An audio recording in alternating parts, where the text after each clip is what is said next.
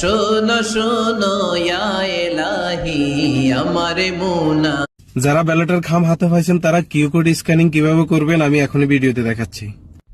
প্রথমে অ্যাপসে ঢুকে ইউজার পাসওয়ার্ড তুলে দুমদারাক্কা লগ ইন করে ফেলবেন। এরপর ব্যালট ট্র্যাকিং এ ক্লিক করবেন, তারপর পাবেন পোস্টাল ব্যালট পেয়েছি, এটা ক্লিক করবেন। এখানে একটু বিজ্ঞাপন আসবে, বিজ্ঞাপন দেখবেন, নিচে দিয়ে পরবর্তী অপশন থাকবে, এটাতে ক্লিক করবেন, আবার পরবর্তী অপশনে ক্লিক করবেন।